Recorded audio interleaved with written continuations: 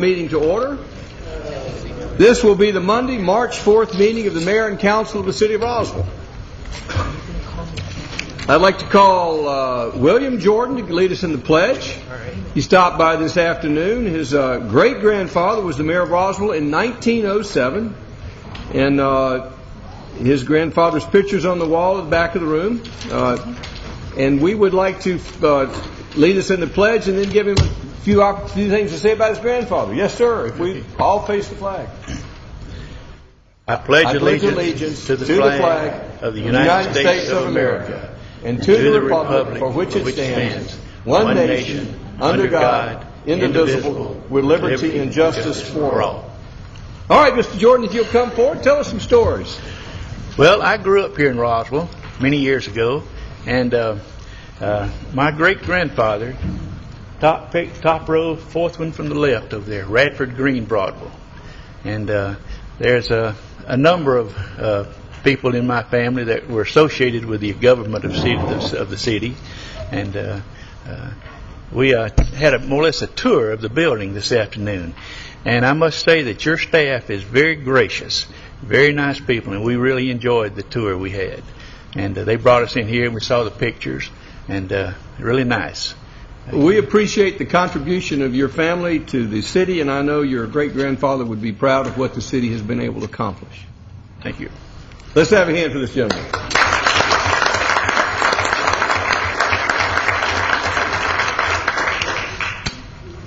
All right, do we have a motion to approve the consent agenda?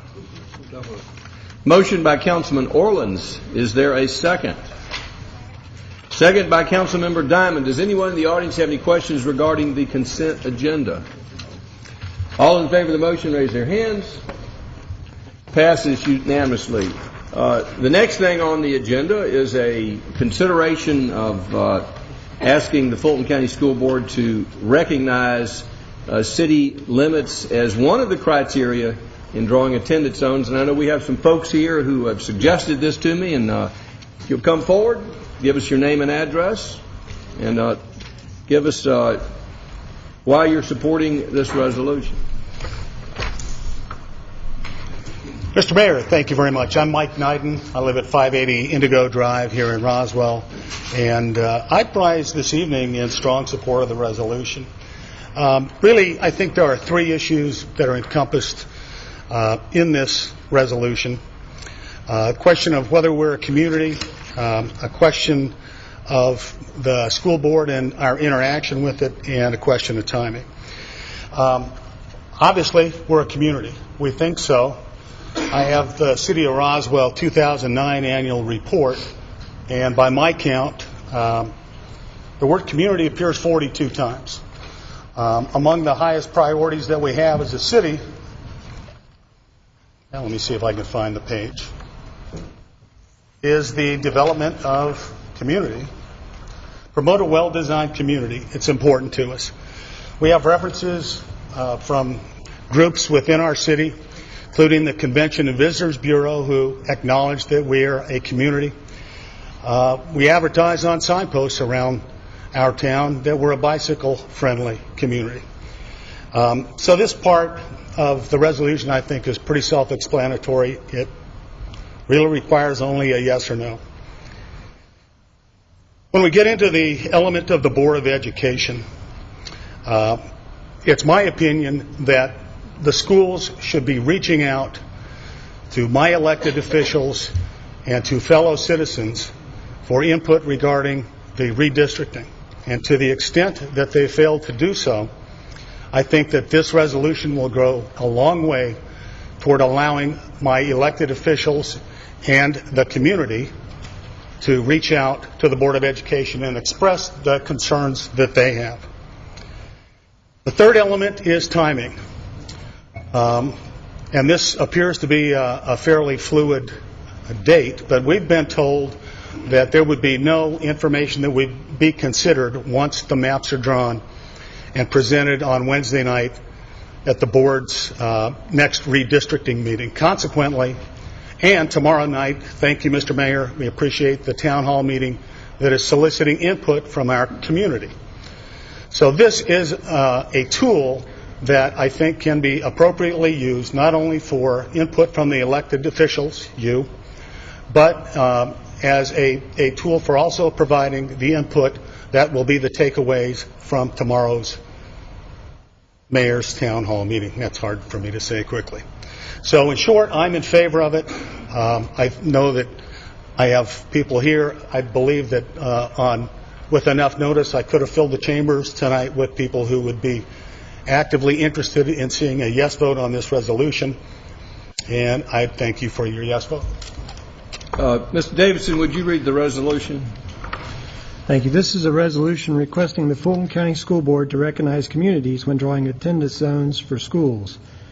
Whereas many youth in the city of Roswell have grown up participating in programs of the city's Recreation and Parks Department, and whereas this participation of youth and adults and other city activities brings the citizens of Roswell, young and old, together as a community, and whereas the citizens of Roswell often identify themselves with pride as being part of the Roswell community, and whereas the Fulton County School Board has set forth procedures that base school attendance zone primarily on geographic proximity to schools while taking into account the instructional capacity of the school and projected enrollment, and whereas the Fulton County School Board uses neighborhoods as the geographical units for assignment to certain schools, and whereas neighborhoods are defined by policy as being based on natural geographic barriers, identifiable residential subdivisions or apartment complexes, established homeowners associations, and shared amenities, and whereas such definition does not necessarily reflect city boundaries or the unique community that is Roswell,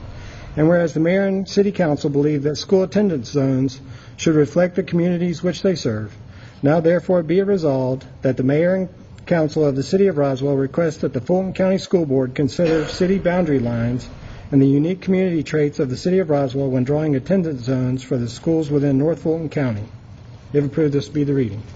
I want to begin by saying that, remind everyone in this room that the school board will be meeting Wednesday night to gather more information about this, and for the folks who have an interest in where the school lines are drawn, I would encourage you to go to the Fulton County School Board meeting Wednesday night at Alpharetta High. I believe it starts at 7 o'clock Wednesday night, and that will be a public hearing. I support this resolution. I'll have to tell you for sentimental reasons. I went to Roswell High. As long as I've been in this town, I've identified with Roswell High, and now with Centennial High. And as long as, and Mr. Rollator will tell you, he grew up going to Alpharetta High. I grew up going to Roswell High, and then that has really sort of defined my attachment to the city of Roswell, beginning with going to Roswell High. It's an emotional issue for me. I recognize that it would be just one of the criteria. I do not expect the school board to strictly follow city limits. I know they have to fill these schools, which they've designed. I'm simply asking that they consider, among the many factors they factor in, where the city lines are drawn. I've spoken to school board members, and they've said, well, that's not appropriate to consider city lines. I don't understand that. I'm a city guy. I think city lines and where we grow up is important, and I would hope that the council could see their way to support this, not as a mandate to the school board saying you must draw these lines based upon city limits, but simply saying among the criteria that you consider, geographic area, natural boundaries, proximity. Then another thing that you factor in is where are the city boundaries, as just one of many criteria, and that they consider that as part of the process, not a line that cannot be crossed, not as a mandate, but simply saying just factor this in, because it's important to us in the city. I go to the Roswell High games. I go to the Centennial High games. I don't think I'm going to be able to go to the Milton games or the Alpharetta games if my citizens start going there. I know we used to bet Alpharetta on who won the Milton High Roswell game, and so it may be sentimental, but that's part of being in a community. So I hope the council we'll consider that when in this vote. And again, I'm not asking as a mandate to the school board. It's simply saying, please consider this among the other criteria. So with that, I will ask if anyone on council wishes. Yes. You'd like to have it? You'd like to speak? Yes, come forward, please. Hi there. I guess I should have gotten up earlier. It's the first time I've come before the council. My name is Kathy McDonald. I live in Brookfield Country Club. I've lived there for 17 years now. My husband and I moved here from Illinois after relocating 10 times. When we always relocated, we always looked for what was the best school when we took that into consideration when we wanted to buy a home. We were very favorable results with Roswell, so we bought in Brookfield. We've been extremely pleased with that. I have a 24-year-old that's now in dental school, and I have an 18-year-old that got into a very good college. He'll be graduating soon. Okay. What we looked for in purchasing our home was not only the school first, but also that community feel. We grew up in a small hometown in Illinois. We always enjoyed the crosstown rivalries with the neighboring high school that would bring everybody out on Friday nights, and all the, you would run into those people out at restaurants. It would be, just jibing each other about the games and the outcomes and that. I want my children, when they come back after they finish college and come back to Roswell, I want them to come back to the same high school community that they enjoyed growing up with and have left. That's why I ask you to support this resolution, to keep this community feel. It's based on Roswell High School so much. We came up through the Roswell Rec with all the sports activities. My son was a junior Hornet, then he was a Hornet. I can never, ever see us on the other side with Milton, even though my friends right down the road at Wexford may be facing that. They're good friends. We serve on booster clubs together, PTA together. Anyway, I urge you to consider passing this resolution. Thank you. Thank you. This time, can I get a motion to approve this resolution? Councilmember Price. Just if I may comment first, I have received a number of complaints or concerns from citizens of Roswell, and I guess there's some community unrest just because really the lines have not been proposed yet. Nobody really knows exactly what to expect, and I guess we may see that later in the week. But that, and this is not new. I mean, it goes on, whenever there's a redistricting. So it's a long-standing problem, and it's never easy. And certainly the school board has their hands filled to try to deal with this. Just the same, the complaints I'm hearing are, as have been expressed, concern for the neighborhood integrity, the neighborhood feel, access to school, biking when it's more feasible, and moreover, though, it's a feeling that they're not being heard, and I think that that's where the dialogue needs to begin. And I think the long-term process, if you're looking down the road into demographic trends, we may need a new process for looking at ascertaining the attendance zones. Certainly, if there's a Milton County, we'll have to look at that again in the future. I think people are concerned that we have a cohesive unit now, or we have had a cohesive unit, some loyalty and identity in that. And as we seek to brand our city, are we going to be able to brand it when it's more disparate than unified? So I think it is important for there to be a collective voice of the city just saying that we do want to enhance the growing up experience of our children, protect our students, and certainly protect our property owners as they chose to live in a city that had a school within its boundaries. So for those reasons, I would like to move to approve this resolution, and not as a challenge or a threat to the school board, but simply asking them to consider that Roswell does have an identity that we would like to see kept sound. So I move to approve. Is there a second? Motion by Councilmember Price. Fails to pass for lack of a second. We'll move to the next agenda item. We'll call upon Transportation Department Councilmember Rich Depolito. Thank you, Mr. Mayor. This item is a good item for the Transportation Department that we're very proud of. It's a presentation to the City of Roswell for an honor award given by the Georgia Engineering Alliance during Georgia Engineers Week for the Grimes Bridge Road Bridge. Mr. Racenback. Thank you, Councilman Depolito. Mr. Mayor, members of the City Council, I'm joined here tonight by Mr. Brian Bullock, who is a Vice President with Pond & Company, and Mr. Jody Braswell, who's a partner with Gresham Smith & Partners. And it's an honor to be here tonight. What we have is yet another award for Grimes Bridge, and I'd like to explain this to you. The Georgia Engineering Alliance sponsors the Georgia Engineers Week every year in February.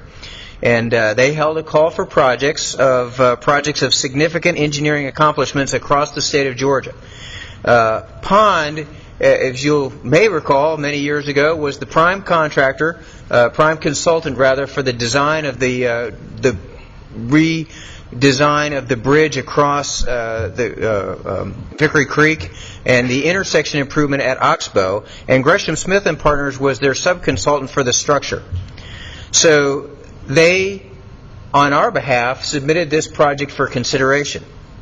What is interesting about this award this year is that the state of Georgia and the state of Alabama swapped the duties of selecting the award winners. So all of Georgia's nominees went to the state of Alabama, and Georgia selected the state of Alabama's award winners. So what you have is a neutral third party who looked at the data and said, you know, this is a pretty good project, and selected it for an honor award. So tonight, our unique three-legged bridge down at Oxbow and Grimes Bridge has won yet another award for its design integrity, and I think is appropriate to pay tribute to the design professionals that brought this award to us. Let's have a hand for these guys.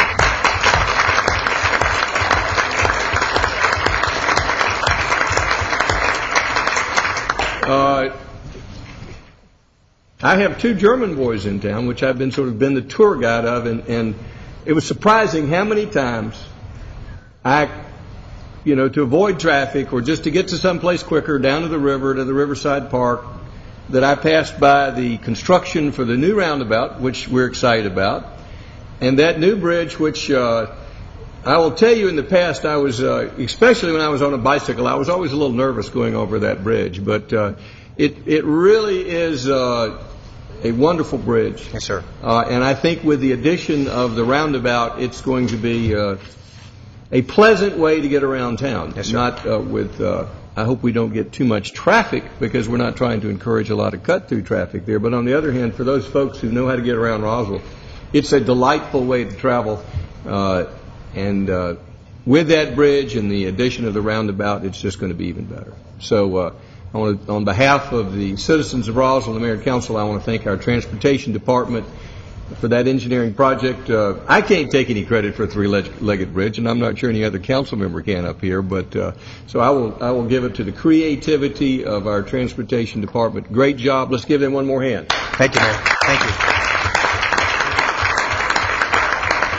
Mr. Mayor, if I may. Yes, sir. I just wanted to comment on the three-legged structure, and it's really quite a unique bridge. So I had the opportunity to go out there while it was under construction and really see the structure, and as an architect, I could appreciate the design of it. It's really quite something, and it's quite beautiful at night. You probably didn't bring the rendering tonight, but for those of you who haven't been down there, you need to drive down there at night to see how pretty it really is. Thank you. Chair. Councilman Orleans. Steve, I'd like to thank you guys and the designers as well. I remember when we first talked about redoing that bridge, and first thing we were happy we got the funding from Georgia DOT to do it, and then we started talking about how that was going to come together and raise up Oxbow and so forth. So I remember the discussions going into it, but it's really interesting to see it actually come together and now being very usable and very well done and very unique. So thank you guys very much. We appreciate it. Thank you. This time I'll call upon Community Development Liaison, Councilmember Betty Price. The first item this evening, review of RZ 10-05, CB 10-01, and CU 10-03, located at 2925 Holcomb Bridge Road. Applicant, petitioner Ramco Gershenson, Inc. And Mr. Townsend will give us the current status of this effort. Thank you, Dr. Price. This is a rezoning application dealing with a concurrent variance as well as a conditional use. This is also part of a settlement for Superior Court Judge reference dealing with case number civil action 2010 CV 19250. This is the subject property on an aerial photograph. This was the location of a church prior to this property. This is the current zoning of the property, of the OP designation that was placed onto the property in a prior settlement agreement. Before you this evening, there is part of a site plan that includes a car wash, dry cleaner, daycare center, detention pond, as well as approximately 6 acres of conservation area. This plan was received by the department on January 26, 2011, was initiated by the council to be rezoned from the property from OP to C3 for parcels 1, 2, and 3 is shown on the plans. Parcels 4 and 5 will remain office professional. The conditional use request is for the daycare center, for the car wash. There are 2 variances being requested. The variance is dealing with the outdoor play area per child, and a variance for the minimum setback between parcels 1 and 2. There were 6 conditions placed on the application that staff included in their review and in the memo. The Planning Commission reviewed this application, recommended approval of the application, but did also recommend denial of the variance dealing with the outdoor play area square footage for the educational facility.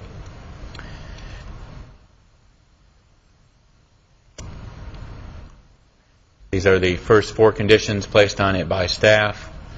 These are the other 2 conditions for a total of 6. The 1 conditional use for the car wash, and the variance for the daycare area, and the variance for the minimum setback. In summary, staff would recommend approval of the rezoning application in conformance with the settlement agreement.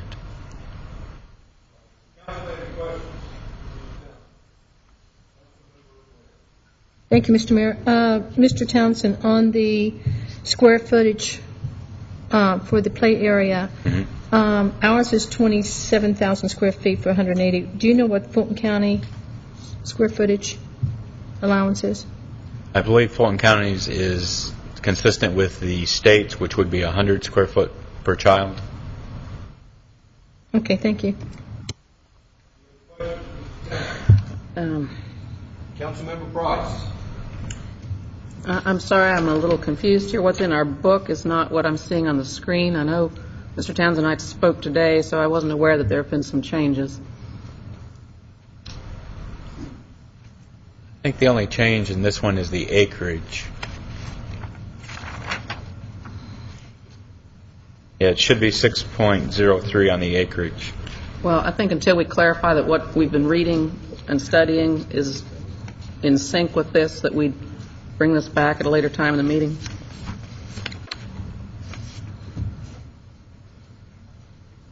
Unless you can clarify all the differences. It looks to me like there's more differences than that. The only difference is the 6.03 from the 6.1. No, there's 3 variances. In my book, there's 2. No, there's not 3 variances. The first variance is the conditional use for the car wash. It's only 2 variances. All right, where does that show in our... is identified as the conditional use.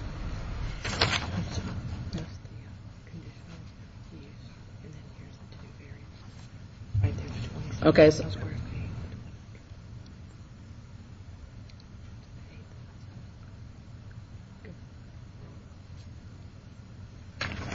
wait a minute, start, okay, so, but there is a difference. Okay, there's a conditional use Yes. for the car wash in the C3 district. Mm-hmm. Okay, and there are 2 additional conditions, but you've listed it as whatever. Those do not change, but it looks to me like there's a longer paragraph in my book compared to that. Mr. Townsend, Councilmember Price is referencing the memo, so there is some additional language. You may have been more succinct in what you have here, because there's a reference in The division plat one question. about- She is correct. So you might, maybe you read that, because that is the difference. So what do you number expect us to 5? vote on? What's in the book or what's on the screen?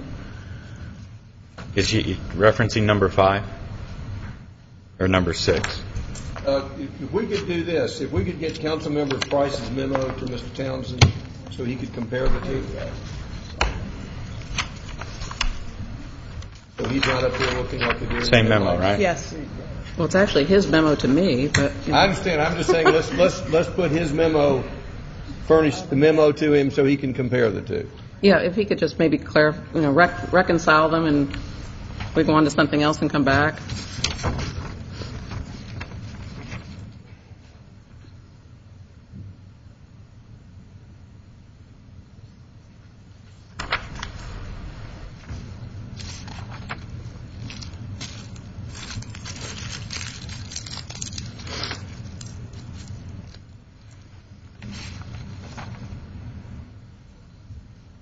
The first variance referencing the play area. Second variance referencing the landscaping. 6 conditions. Yes, Ms. Love. Mr. Townsend, I think one of the things that's confusing to the reader is that you have a number 1 on the presentation's PowerPoint Right. slide that just says a conditional use. Right. Therefore, it does not marry up with the number 1 in the memo. So if That's we could correct. correct that, then that would help with the renumbering so that we could follow along. Okay. Thanks. So we've got the 1 here is the conditional use. That is 2 and 3 that marry it up. And the 6 are additional conditions. No, but even 6 are the number same. 2 does not match up with his number 2. 2 under the following conditions to be placed on the property, number 2? No, number 2 variance. Yes, Councilmember DePolito. May I make a suggestion that instead of using the slide presentation that we use, what's in our booklets and is shown on the screen? Mr. Price, would that be acceptable? It would be, but he's told us that there are some substantial changes. Or There at are least no one. substantial changes. He said there was one figure that was different. Councilmember Wynn. Mr. Mayor, what I'm seeing on number 6 is that the acreage changed from 6.03 to 6.18. Instead of it's shown as on the January 26, 2011 site plan, it says as shown on the approved site plan. Mm-hmm. And the other change is instead of saying must be submitted, it says shall be submitted. Those are the 3 changes that I see, and I think they're more of a procedural maybe type change on that. Am I correct, Mr. Townsend? Yes. The site plan is what we're going to be approving tonight. The acreage changed by 0.15 of an acre, and the word must change to shall. And that's the only changes that I have seen from what Mr. Townsend has shown and what we have in our book. I'm just trying to get a resolution here. Move this on. Well, it's all procedural. I understand. It's not procedural. They're different words. We've been shown one thing, and he's showing us something else. Mrs. Price, could you support the memo that's in the notebook? Well, but what he's... Okay, so you're going to tear up what you got in your hand? It's gone. Okay, it's gone. All right, tear up what you got in your hand. Is there anything different here? No. But there's a 6.18 instead of a 6.03?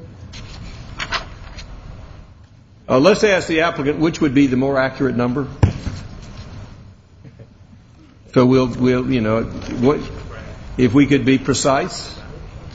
The acreage on the site plan? Acreage on. That's when you found the site plan.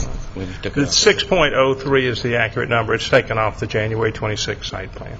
All right, so we'll use 6.03 in the final. That would make it All right, work. Mrs. Price, if we use the memo that's in your book, will that I don't know. satisfy what your concerns? Councilmember Nguyen had some precise. Well, I think she said there was a difference, but I think the only difference of any substance was a minor in the acreage, and we can correct that. So if we can just go with the memo in your book. That'd be great. Okay. All right. Any other questions? Mr. Davidson, would you give us the legal status of this case? Currently, this is part of the settlement of a lawsuit in which the judge pretty much instructed us to go ahead and settle this lawsuit or face possible consequences. And so my recommendation is to accept this settlement. As recommended by staff? Yes, sir. All right. Any further questions? Anything the applicant would like to add to that?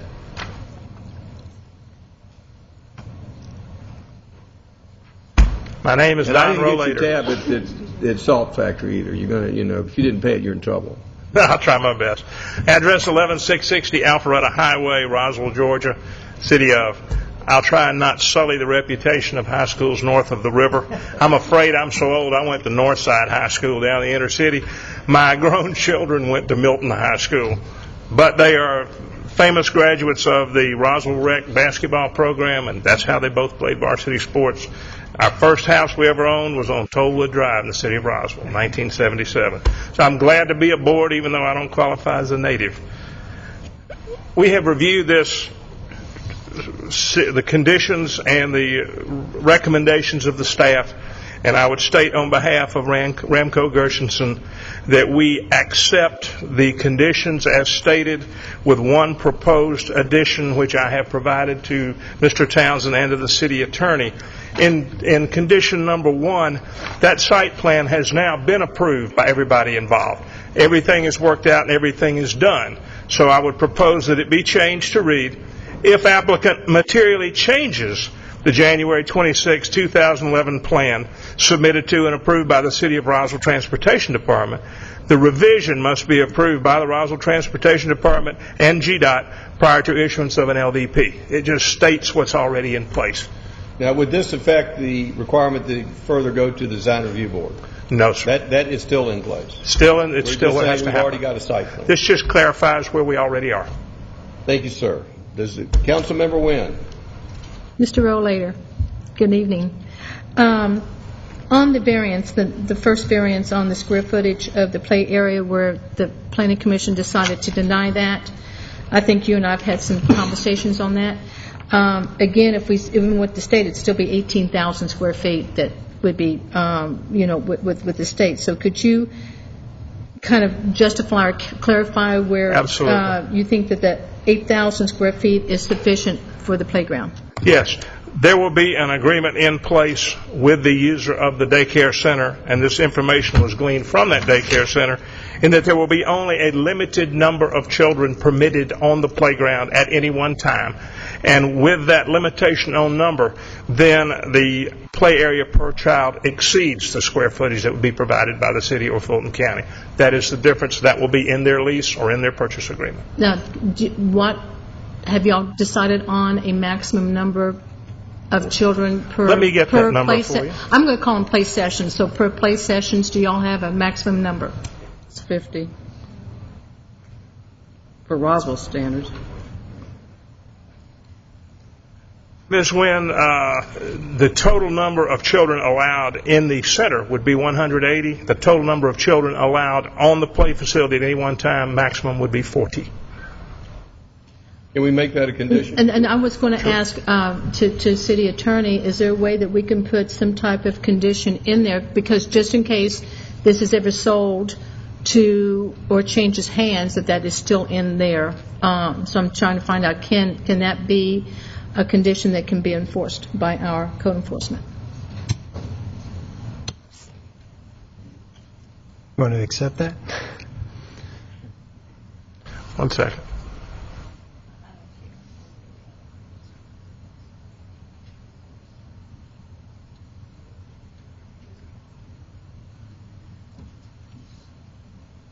That condition is acceptable to the applicant. Thank you, Mr. Rolling. Appreciate it. Anything further, Mr. Rollator? No, sir. You will have time for rebuttal if we have folks speak. Councilmember DiPolito. Thank you, Mr. Mayor. I do have a question for staff. Unfortunately, the transportation director just left the room, but perhaps the deputy director can answer the question for me.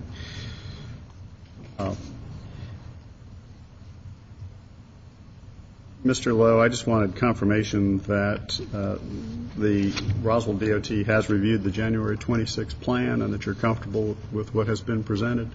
Yes, we are. So you're comfortable with the applicant's request to modify Condition 1? Yes, we are. Okay. Thank you. Any other questions? Does anyone in the audience wish to be heard on this matter? Not public hearings closed, Mr. Rollator. There's no rebuttal. Do we have a motion? Move to approve RZ 1005, CV 1001, CU 1003 at 2925 Holcomb Bridge Road with the conditional use for car wash in the C3 zoning district with 2 variance requests. Variance allowing 8,000 square feet of outdoor play area, and second, reduction of the required landscape strip from 5 feet to 0 feet, and the following conditions. Number 1, if there are any material changes to the plan of January 26th, then it must be submitted for approval by RDOT and GDOT, and the rest of the conditions as in the book, and with the additional condition number 7, and I just did the math. I come out with 50 kids would comply with Roswell standards, so the maximum number of children on the playground to be 50 in any agreement made with the educational facility. We have a motion by Councilmember Price. Is there a second?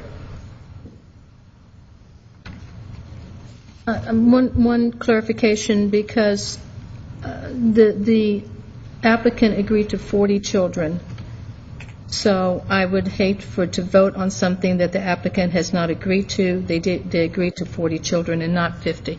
Mr. Rollator, you all fine with 50? I get an affirmative, so Mr. Rollator says whether he can live with 40, he can live with 50. Okay. We have a motion and a second. Second. Second by Councilmember Wynn. Any further discussion? Councilmember Eichelhardt. Mr. Davidson might want to close his ears. Bad judges make bad decisions, and Judge Westmoreland has stuck it to the city numerous times, including billboards over the years. And I'm glad he's finally moving on, but of course he'll still be a senior judge and can stick it to us in the future. But I will vote for this because we are doing it under his order. Any further comments? Councilmember Price. Yes, this has been a rather long, protracted issue that has resulted in some legal wranglings, and we really are bound to agree to this at this point. And hopefully, any people who are not thrilled with this know that there's still a procedure to follow, which is DRB, so that hopefully the aesthetics will be acceptable to those who use and drive by and have to look at the development of that area. And we wish everyone the best in that result. Well, I, for one, am thrilled with the buffer area. Was it, how many acres is it? 6 acres? 6.03 acres, which is 6.03 acres, which is I cannot recall when on this size piece of property we have gotten more buffer, so I'm thrilled with the buffer, and I appreciate the property owner working with the city to preserve that buffer. Any further comments before we take a vote? All in favor of the motion, raise their hands. Passes unanimously. The next item is the steep slope variance with front setback variance. Say that 5 times quickly. At 140 Robinwood Court, Michael Adams, Magnolia Homes of Georgia, and Mr. Townsend will present. This is a request from Magnolia Homes for 2 variances, one for the steep slopes, the second for a front setback variance. This is the subdivision of this location. You can see this is a 6-lot subdivision. There have been 4 homes built in the subdivision. We're dealing with the lot containing the most trees at this point. The property did receive variances to the front setback for lot 3, 4, and 6 to reduce from 50 feet to 30 feet. On lot 1, 2, and 5, the subject variances were from 50 feet to 35 feet. This is a aerial photograph showing contour lines. The contours are a elevation separation. As you can see, the closer the lines are, the steeper the property is as it falls back to the stream, which is on the southern part of the lot. There is a flowing stream with a 50-foot undisturbed buffer and a 75-foot impervious setback, also located on the lot. Steep slope buffer on lot 4 ranges from 5 to 19 feet in width and 110 feet in length. This is a proposed site plan showing the impact of a proposed house that would be required to meet the covenants and restrictions of the property of having at least 4,000 square feet of air-conditioned heated space area. Staff is recommending approval of the variance as well as the steep slope variance for construction of the single-family home. Council, have any questions? Councilmember DeFelicio. Thank you, Mr. Mayor. Mr. Townsend, when this project was originally platted, wasn't it platted with the knowledge that the steep slope would make this lot virtually non-buildable? Yes, there was a steep slope analysis when it was platted. So the applicant knew at the time he designed this that he would have difficulty building on this lot? The applicant and owner at that time, yes. Now, I understand there is a building square footage minimum that was put in place for the subdivision. Is that something that occurred after it was platted, or was that a restriction that was put in place prior to? Do you know? Probably at the same time when creating the covenants and HOA for the association. But you don't know? I don't know for sure, no. Okay, and there's no other way to configure this property to avoid staying out of that buffer area? No. And the city engineer has approved this variance? Yes. And the reason being, why is she? Okay. She actually just looks at the criteria that they can properly construct in this location by using proper engineering and not impact the stream buffer or the undisturbed buffer. Is I mean, the only person that actually approves relief from the steep slopes is mayor and council. But her recommendation is for approval. Right. That it can be engineered and built properly and not harm or impact into the stream. Does environmental concur with that? I don't believe environmental was...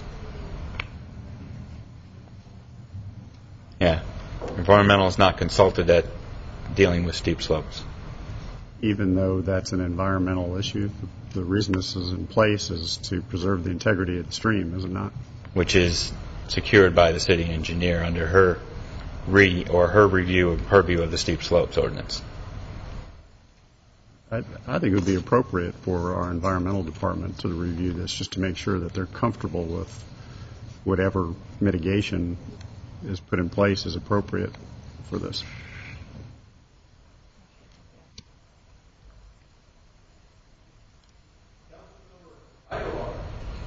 I have a separate question, but to follow up on that, frankly, this totally destroys the entire steep slope ordinance. There's no point in having it if you let this go through.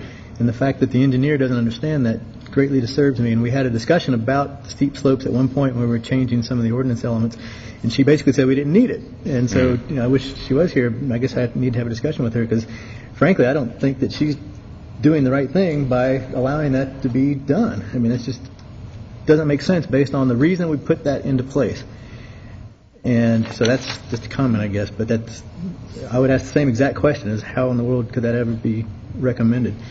But my question is back to the actual initial variance from the 50 feet.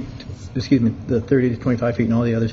That's a BZA allowance, not council. So it never came to us, and we never actually approved that. It was BZA. I just want to clarify that for everybody. Okay, thank you. Any other questions? This time we'll hear from, is the applicant here?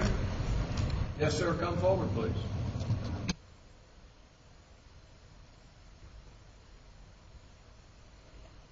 I'm Mike Adams, Magnolia Homes of Georgia. In order to meet the minimum square footage required by the covenants on the current configuration of the lot, it would determine that the house would end up being a house of 30 foot by 50 foot. Taking out for the garage, then you're at a total square footage of the house of only 2,600 square feet. The steep slope buffer from the front building line to the back corner of the proposed house, on the right side it only drops 7 feet. On the left side it drops 14 feet. So in order to keep out of the impervious buffer, which from there to the stream is the 75 foot, we'll end up constructing subwall on the left rear corner of the house for approximately 25 feet.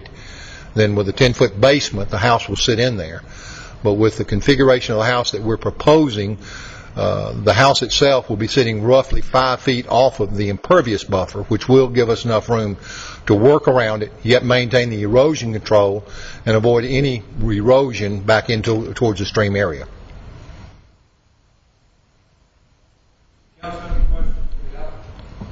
Councilmember Price. Regarding the setback, it's my understanding that the other houses on that street have a similar variance for setback at the front? Some are set back, I believe, 35 feet, and some at 30 feet. Now, this one currently is at 30 feet. We're requesting 5 additional feet forward setback in it in order to get the square footage of the house in there. Now, we've consulted with about 4 different architects trying to find plans and design plans that would fit on that lot and make it a buildable lot to convert it, from just a lot into a revenue-producing tax base, for the city.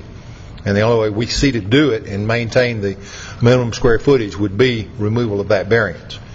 Now, off of that variance, once the house is constructed and as the walls are there, we'll be creating a small backyard about the depth of the deck coming off the back of it, which would move back, it would empty back towards the right side of the property, which is only the 7-foot drop.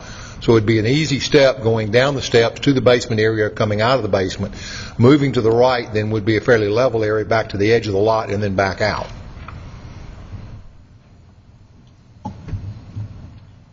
Any other questions?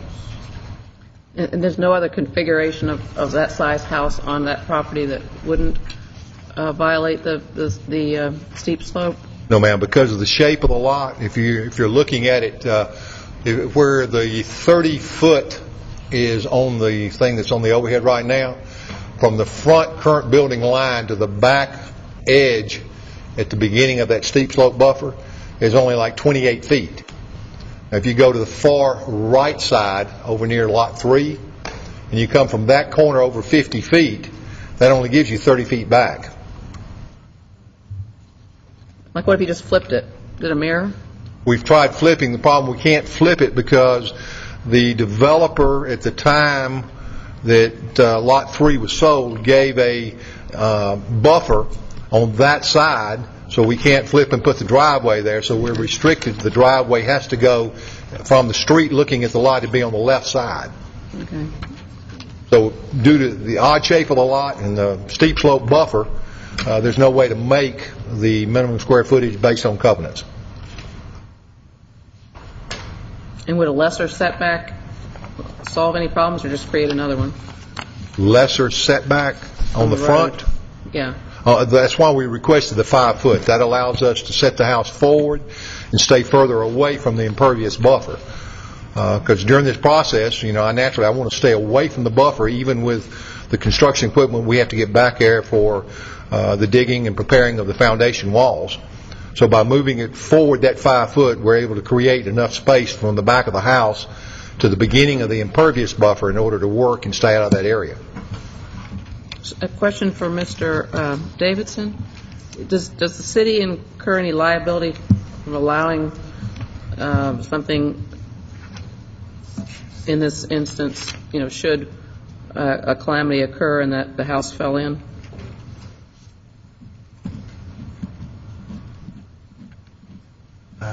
No. That would be a person that built its liability if it fell into down the slope.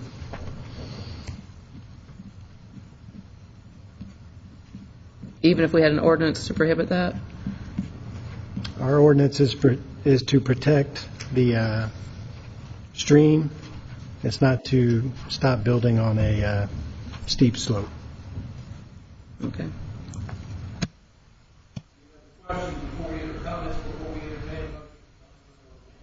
Yeah, comments. I think Mr. Councilmember Depolito brought up several good observations. Number one, that this lot was already said when it was previously platted that this lot was unbuildable. And so that's number one. Number two is that not bringing environmental in to make sure that anything that is built on this lot, if the variance is approved, that it won't do any more damage to the stream. So right now, because of those two reasons, I will not be able to vote for approval tonight.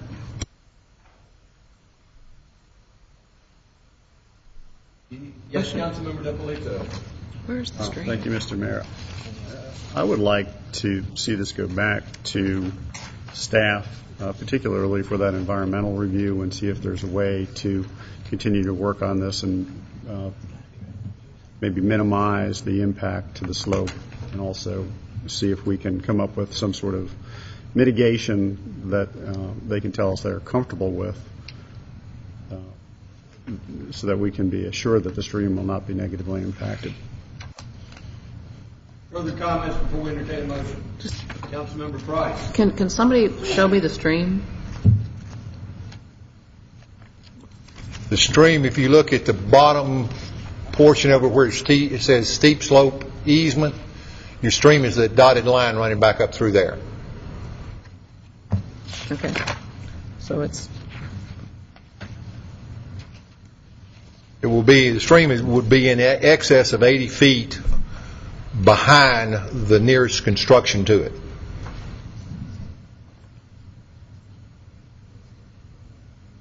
Other comments or questions before we entertain a motion?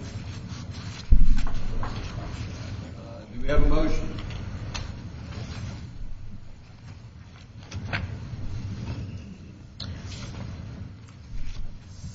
I'd like to move to have staff look at this again and work on the environmental aspects and bring it back to us at a future point. That would be a motion to defer. Now, I always like to have a date to bring it back to. Motion to defer. And staff, when do you think we'd be having a sufficient time to be prepared to bring this back to council? April 11th. Move to defer till April 11th. We have a motion to defer this until April 11th. Second by Councilmember Depolito. Further discussion? All in favor of the motion, raise your hand. That would be Orland, Price, Lincoln, Depolito, none, all opposed. Michael Parks passes 5-1. Next item is SC 11-01, Sidewalk Cafe License 928 Canton Street, Pastis Restaurant and Bar Phase 1, including post and chain barrier, to enclose cafe space for 5 tables. Mr. Townsend. This is a proposed Phase 1 cafe sidewalk license for Pastis. This is the location of the existing sidewalk in which the 5 tables and chairs will be placed. This item will also be on Council's committee meeting at the end of the month dealing with the Phase 2 request by the applicant. If you have any questions. Would you please turn on your microphone? Thank you. Sorry, does the council have any questions? No. Do we have a motion? Move to approve SC 11-01 for Phase 1 with the conditions 1, 2, and 3 as read. Did we read those conditions? Oh, no, we could. Mr. Townsend, you want to tell us As what those written in conditions page 1 are? of our memo. I can read them if you'd like. I think it's appropriate to read them for the folks All right, that cannot remember. Following or haven't conditions. Number 1, the barrier and all furniture must match all specifications included on the pre-approved list included in the sidewalk cafe application. Number 2, the post and chains shall feature 2 chains to meet ADA accessibility requirements. Number 3, the applicant shall obtain a license for land use from the City of Roswell and all applicable permits prior to construction. All right, so would we have to come back for a license, or is this? This is the license. This is the license. So this would be granting the license. So 1 and 2 conditions. All right, is that a motion? Yes. We have a motion. Do we have a second? Councilmember DiPolito, I don't know if that's a second or not. Is that a question or a second? All right, question. Thank you, Mr. Mayor. Mr. Townsend, the 3 conditions that are listed here, I believe we have taken care of all of these in previous text amendments, so they are actually part of the code. Yes. Is there a reason we continue to put them in as conditions even though they're code requirements? Just to clarify to the applicant, what their application includes specific chairs, and we're just tying those types of documents to the approval. But they're required by code, nonetheless. Okay, thank you. Any other questions? Do we have a second? Second by Councilmember Eigelhart. Further discussion. Does anybody in the audience wish to have any comments or questions? Further discussion by council? All in favor of the motion, raise their hands. Passes unanimously. The next item, initiation of a text amendment to allow sidewalk, sandwich, or curb type signs in the C2 zoning district. Mr. Townsend. This is a initiation of a text amendment to Chapter 22 of the sign code to allow for sidewalk, sandwich signs, or curb-type signs in the C2 zoning district. This item was reviewed by committee and recommended for initiation. The language includes this in the C2 zoning district as well as provides for it in the C2 table 22.18.2. Staff would recommend approval of the initiation. Does the council have any questions? This is an initiation. Do we have a motion? What area could this include, or would this affect? All of the C2 zoning district, which there are some small C2 areas north of Woodstock and Canton Street. There's other C2 designations down in the historic district, as well as C2 on Crabapple and 92 in that shopping center. Those are the major 3 locations I can think of off the top of my head. As an interested property owner, I own a piece of property which is C2 and HR. How would this affect the property on the corner of Canton and Woodstock, which is C2 and HR? The HR district already allows the sandwich sign, so you get twice the advantage, Mayor. All right, just interested, curious. You can pay twice for the same sign. I appreciate that. And we will take your money twice. I appreciate that. Any other questions? Do we have a motion? I move to approve. Motion for approval for initiation by Councilmember Price. Is there a second? Second by Councilmember Wynn. Anyone in the audience have any questions or comments? seconds. Any further discussion by council? All in favor of the motion, raise their hands. Passes unanimously. The next item, approval for the City of Roswell to withdraw from the future CDBG and Home Program Cooperation Agreement with Fulton County. Alice Wakefield, Director of the Department, will present this. This is a request for the approval of a resolution for the City of Roswell not to renew the cooperative agreement with Fulton County for the CDBG and the Home Program. That agreement will expire on December the 31st, 2011, and this is just the first step in initiating that process. We recommend approval. Do we have a motion for approval?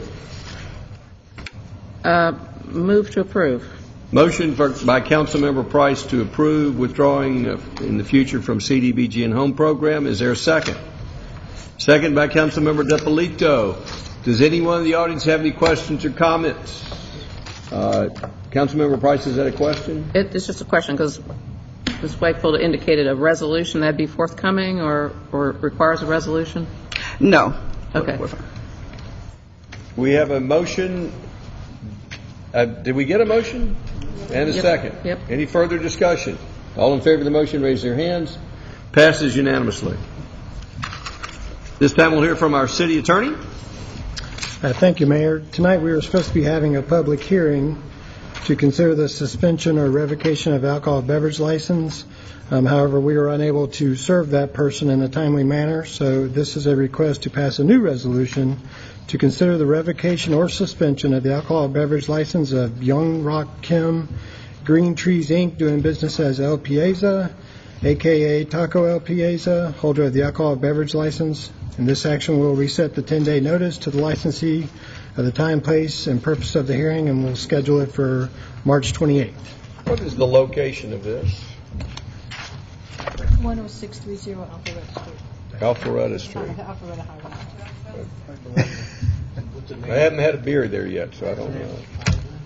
I can't pull it up on my map. Okay, do we have a motion to pass the resolution? Motion by Councilmember DiPolito. Is there a second? Second by Councilmember Diamond.